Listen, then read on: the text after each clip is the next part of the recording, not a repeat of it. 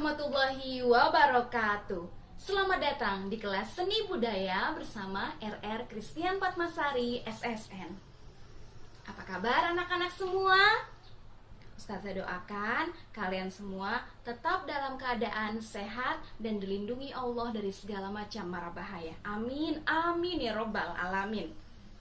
Selamat datang kembali di kelas Seni Budaya minggu ini. Dan masih ingat tidak pelajaran minggu lalu?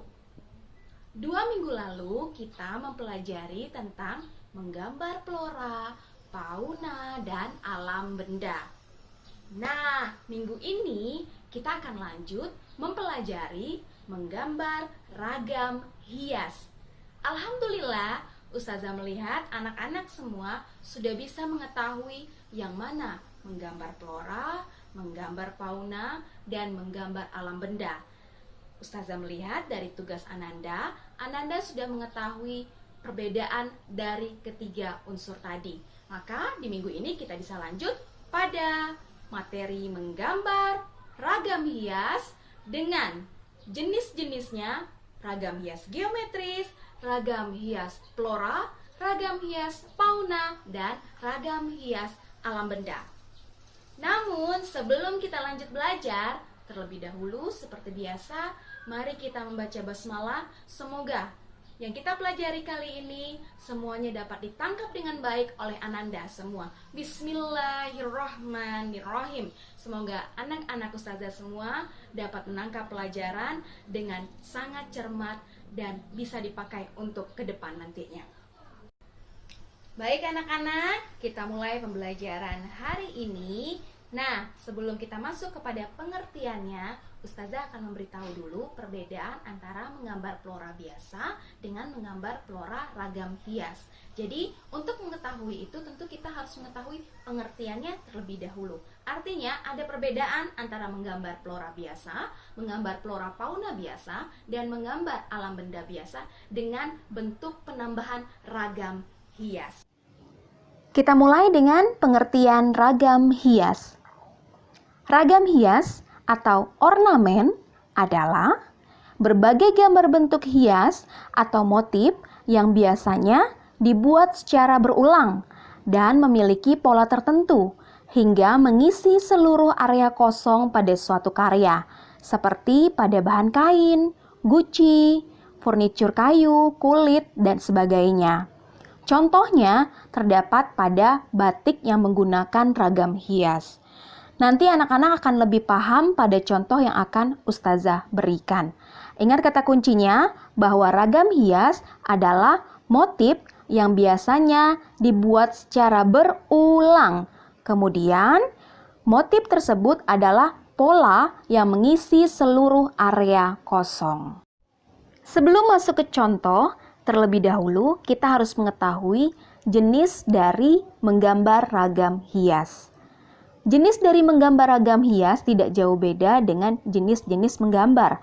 Ada menggambar alam benda, ada menggambar flora, dan ada menggambar fauna. Namun, pada menggambar ragam hias ada penambahan ragam hias geometris. Apa itu ragam hias geometris? Jadi, ragam hias geometris adalah ragam hias yang menggunakan beraneka ragam unsur-unsur garis seperti garis lurus, lengkung, zigzag, spiral, dan berbagai bidang seperti segi empat, persegi panjang, lingkaran, layang-layang, dan bentuk lainnya. Jadi, garis dan bentuk tersebut adalah pola dasarnya yang kemudian akan menjadi ragam hias yang dilakukan berulang-ulang atas garis-garis tersebut, seperti pada pengertian ragam hias, bahwa ragam hias adalah pengulangan bentuk garis atau motif. Kita masuk pada contoh ragam hias geometris. Di sini, Ustazah mencontohkan motif geometris pada unsur garis zigzag, di mana pola dasarnya adalah garis zigzag, dan garis zigzag dibuat berulang-ulang sehingga membentuk motif dan memenuhi kertas. Maka pada dasarnya, ragam hias adalah mengembangkan pola dasar menjadi lebih berulang sehingga membuat motif atau ornamen. Contoh lainnya adalah motif geometris lingkaran atau motif geometris dengan unsur lingkaran, di mana pola dasarnya adalah lingkaran yang kemudian lingkaran tersebut dibuat berulang seperti pada contoh di layar.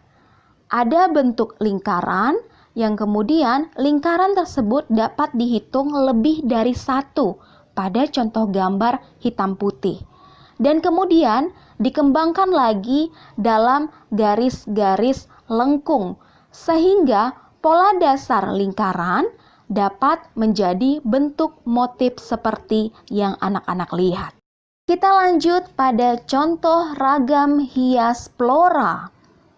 Bahwa pada ragam hias flora, pola dasarnya adalah tumbuh-tumbuhan, termasuk pada gambar bunga. Pada contoh, Ustazah menggambarkan gambar bunga di mana gambar bunga pada contoh terdapat 3.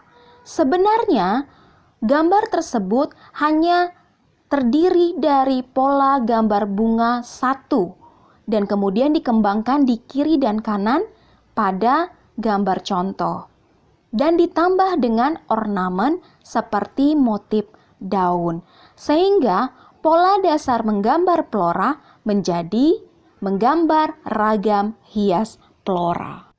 Kita lanjut pada ragam hias fauna.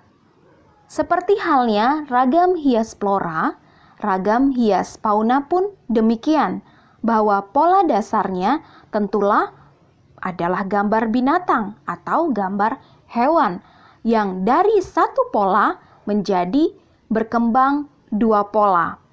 Pada contoh terdapat gambar burung, di mana sebenarnya pola dasarnya adalah satu gambar burung yang kemudian dikembangkan atau diulang menjadi 2 gambar burung dan ditambah dengan ornamen. Dan pada gambar kupu-kupu, ada gambar kupu-kupu yang hanya satu gambar kupu-kupu saja, tidak ada pengulangan. Namun, di dalam kepakan sayap kupu-kupu tersebut terdapat pengulangan ornamen. Ada unsur-unsur garis yang diulang dalam kepakan sayap kupu-kupu tersebut. Dan di contoh gambar kupu-kupu yang lain, pada contoh gambar kupu-kupu berwarna, terdapat pengulangan gambar kupu-kupu. Pada dasar polanya, kupu-kupu besar diulang dengan kupu-kupu kecil dan ditambahkan dengan ornamen seperti motif daun.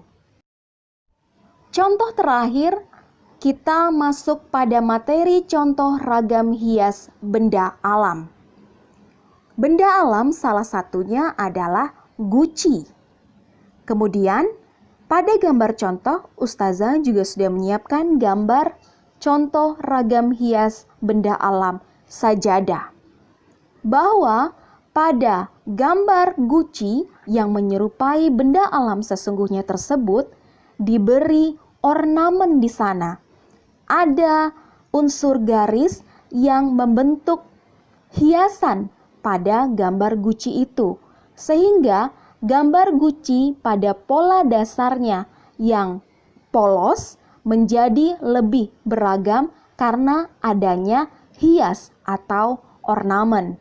Begitu pula dengan sajadah yang pada dasarnya bisa dibuat lebih sederhana, tetapi pada menggambar ragam hias benda alam, sejadah yang merupakan bagian dari benda harus dibuat lebih indah dengan penambahan ornamen atau hiasan garis-garis yang terdapat pada objek.